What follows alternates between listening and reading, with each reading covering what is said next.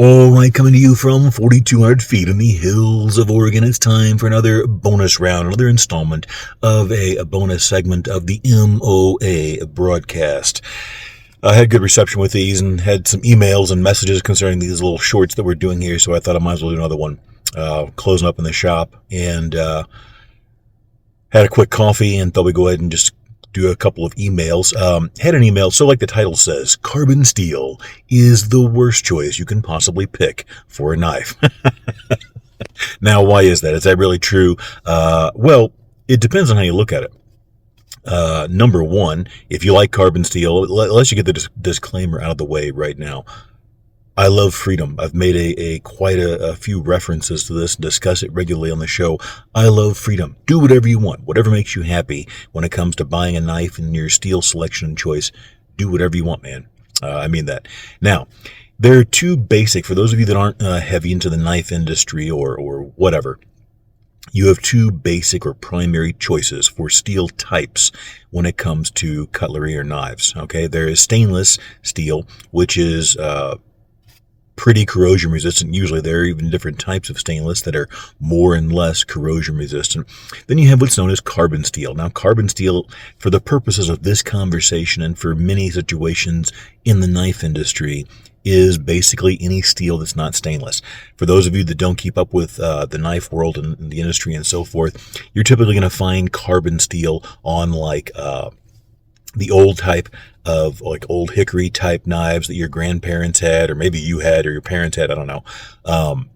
But a lot of that type of steel, it rusts readily. If you cut like an onion or a lemon or a tomato, something acidic, you'll see it stain and turn like a black mark or a gray mark almost instantly. Okay. Now, there's nothing wrong inherently with using those types of steels as far as just regular old performance. That's all that man really had for thousands of years. Well, actually not thousands of years for steel, but that's all we really had up until very recently was carbon steel. Okay. Primary reason for this being it was much, much easier to make and much easier to deal with and work with.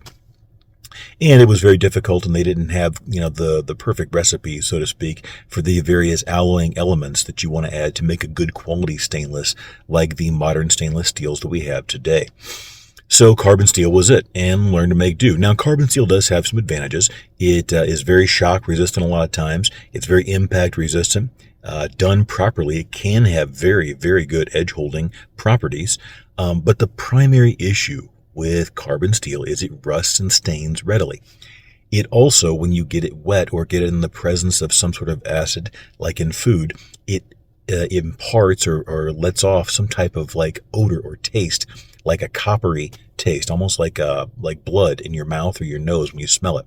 Now, for some reason, not everybody is aware of this, and they don't all sense it or taste it or smell it. I happen to be one of the ones that is very sensitive to it. When I have a carbon steel knife, the instant it gets either wet or it gets into like some type of acidic food, I can smell it almost a mile away. I find it very off-putting. I don't really like the flavor and the smell that it imparts, and I can almost taste it a little bit in my food. I think it's more primarily the smell. Olfactory and taste are very closely related. But anyway, that's another story. So there is that aspect of it. Now, along came 440C, a couple of decades ago. Now, that wasn't the first stainless steel by a long shot, but 440C, whether there were other stainless steels that did the same kind of thing and didn't get the recognition or not, that's another conversation as well. 440C kind of revolutionized the use of stainless steels in the knife industry. Okay, this opened the door to the modern family of air hardening stainless steels that we primarily still use today. Many of them are offshoots of 440C and just attempts by using various alloying elements to improve it and give it things like better edge retention, better impact or shock resistance, better or worse corrosion resistance, and so forth.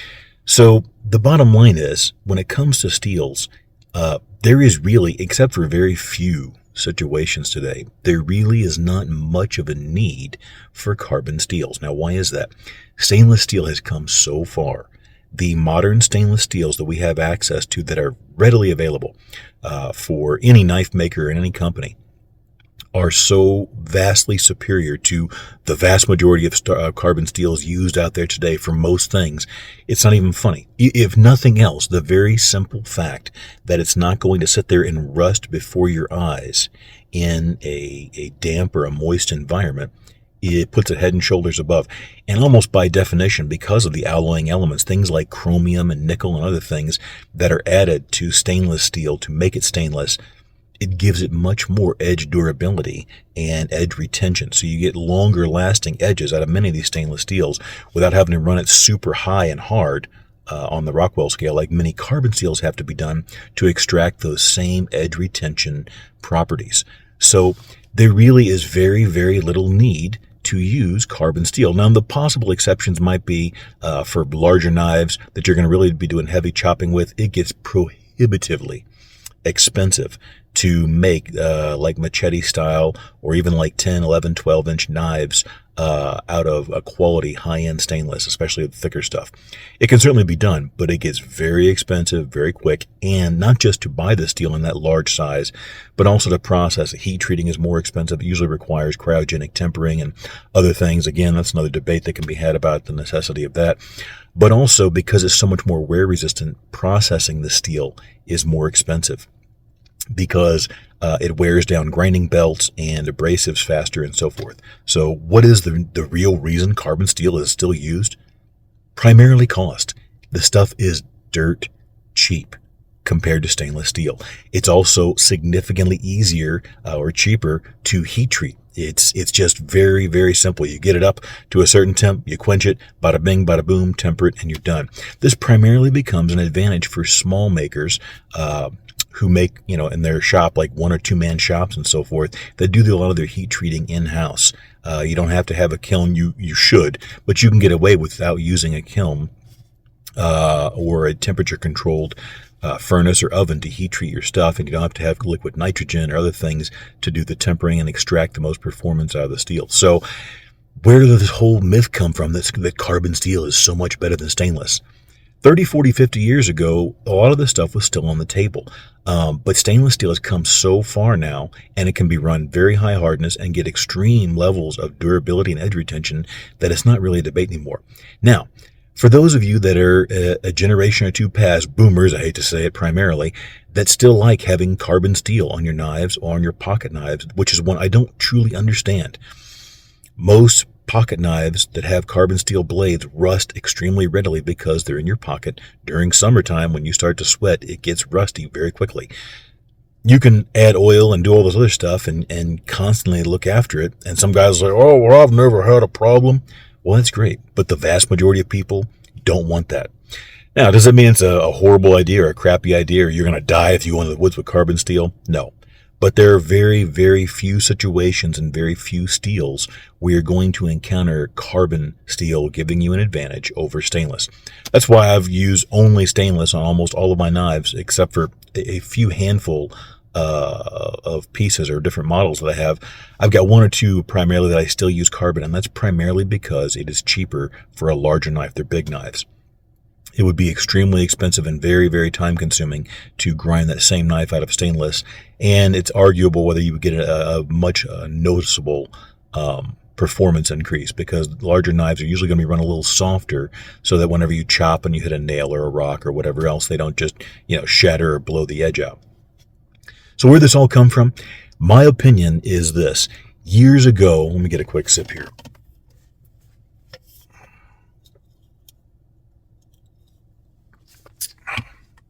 I don't like energy drinks, but occasionally I'll keep one of those. That was one of the, what brand is this? This is the Black Rifle Coffee Company espresso mocha can. Didn't have time earlier to go and make a proper coffee and so forth, so I had to keep 1 or 2 of those in the fridge. I drink about 1 or 2 of those a month, and sometimes not even that much. You can tell the taste, the extra chemicals and stuff in there for sweeteners, and like xanthan gum, I think, for like probably as an emollient, make it a little bit thicker and so forth, give it texture. Not as good, but if you don't have time to go and make a proper iced coffee or whatever it is that you're into for the moment, that'll do. And I don't even want to get into the politics of the Black Rifle Coffee Company. I don't care. Let them do them, and if that's big to you, then that's great, and I respect that. But I'm not going to do that today. But Back to the subject at hand, where this kind of came into play, in my opinion, was when the cottage knife industry, or the cottage industry of handmade custom knives, exploded about 25 to 35 years ago, depending on how you look at it, maybe 40. It was around the probably the early to mid 80s is when it started to get big, and then it exploded even beyond that in a huge way. Probably in the early to mid 90s, whenever like things like belt grinders and sanders and a lot of this commercial equipment became extremely cheap and readily available, and you didn't have to go make a $50,000 investment to get into knife making anymore. You could spend $2 or $3 grand and get heat treating equipment and a grinder, and you were off and running. The problem is that it requires a kiln, because you have to have a much more precise temperature control to properly heat treat stainless steel. Okay? Some carbon steels, all you have to do is bring them up to their temperature, and a certain temperature, and maybe hold it for a little bit. Some guys don't even do that, and then they quench it, and then they're done. They'll temper it, and they're good to go. And the whole process is very, very quick and easy, relatively speaking. So what are they going to do? Of course, they have to go on a campaign, and a lot of these makers did. They went on a campaign on the forums, online. Social media was just starting to kind of get going, but wasn't quite there yet. But the forums were a big one, especially in the early 2000s, and they had to convince people that stainless steel was bad. It was the boogeyman, and that carbon steel was the only way to go. Because why? That's the only thing they could make. Now, there were a few makers that did and know how and did use and process stainless steel, but a lot of makers, especially guys, their one-man show out in their garage or their backyard or whatever, and I'm not putting them down for that. I'm a one-man show as well. They couldn't do stainless, so they had to sell what they had and what they could provide. So, it was kind of a big step back, in my opinion, for the knife industry, very similar to the way around the same time there were a couple of knife companies that were really ascending and gaining a lot of prominence, that were doing a lot of videos and promotional stuff about how tough and indestructible and durable their knives were. Now, I don't think that's a bad thing to make a durable and a very tough knife and tool. The problem is this started a shift in the industry to make knives into these indestructible demolition tools, as opposed to a precision cutting instrument. Now, there is certainly a place for a demolition tool and for, a hardcore beefed up tough knife and everything else. But the vast majority of people in the vast majority of day-to-day situations don't need that. If you look at the way knives used to be made prior to around the 80s or so, is when that shift started to take place, late 80s, early 90s, knives had thinner edges, thinner blades, and they were designed to cut. I've got a bunch, or a reasonably, good size collection of like vintage pocket knives and outdoor knives and stuff from especially the 70s and 80s. And it's shocking to see the difference in the way knives were made then versus now. And that's one of the reasons why I strive to make my knives out of thinner, high-performance steel, so that it's actually a pleasure to cut with, and it slices very, very well. Now, there are some that have durability characteristics and elements mixed in there as well. But for smaller knives, what you want is a thin blade and a thin edge and an aggressive edge geometry. But these companies were promoting these videos where they were just beating the tar out of their knives. They were hitting them with hammers. They were running them over, doing all this crazy stuff. And so the industry started to shift. And I hate to say it, but a lot of this was because young men with minds full of mush ate this up and figured, oh man, I got to be able to go out and chop up a pig if my knife is going to be a good knife. And that's not true. I got to be able to shoot it with a gun if it's a good knife. And that's absolutely inaccurate. Now, batoning is another thing for those of you that aren't in the industry. What batoning is when someone takes a knife and they hold it in their hand and they place it edge down into a piece of wood and they beat on the spine of the knife with a club of some sort, preferably wood, but some guys will use metal or other things, and they use it like a splitting maul, essentially, a handheld splitting maul. The problem with that is knives are not really designed to work that way. Even if a maker or a company says it is, a knife inherently is not designed that way to withstand those types of forces. Look at the way a splitting maul is made, and then look at the way a knife is made. They're dramatically different in both thickness, hardness, geometry, and so forth. And so that really is the crux of that part of the discussion, this conversation is, that led, in my opinion, to a downgrade in the performance of most knives that we see today on the market. Because they started doing thicker edges, thicker blades, softer heat treats, and they would use some flashy steel sometimes, but you weren't getting anywhere close to extracting the performance out of that steel that you should be able to if you use a thinner edge and a higher hardness. Now, why was this done? Lower hardness means softer, more ductile steel, if you will. You know, a little artistic liberty with that word there. But anyways, softer steel means it can take more damage. They would do thicker edges, which means that it was more durable. And basically, it was getting closer and closer to a hammer than it was a knife. But the advantage is, guess what? Almost no warranty claims because the knife is soft and it's obtuse and it's just a thick wedge. It's almost impossible to break. So guess what? That led to a downgrade and increase, but it also led to a major decrease in warranty claims because guys were out there abusing their knives because they saw their favorite internet hero do it. And even today, there are a lot of channels out there, and I'm not knocking them either, that sit there and do videos of just doing ridiculous things to bust up knives and break them. And, you know, that is what it is. If you enjoy that kind of thing, enjoy it. I don't care. It doesn't do it for me. The other thing is, statistically, that stuff is almost insignificant because a sample size of one is essentially statistically irrelevant, okay? Because you may have got the best one ever made or the worst one ever made, but if you have a sample size of one, even two, you are going to learn very, very little, statistically speaking, about the capabilities of that and performance of that knife and tool. So that's how that works. Folks, don't buy carbon steel. Go get stainless steel. It's better. Because if stainless steel is that, we only have two options, right? The best and the worst. So if stainless is the best, then carbon steel by definition has to be the worst. And that's going to wrap that up for us. Hope you guys are having a great week out there, and stay safe out there, folks.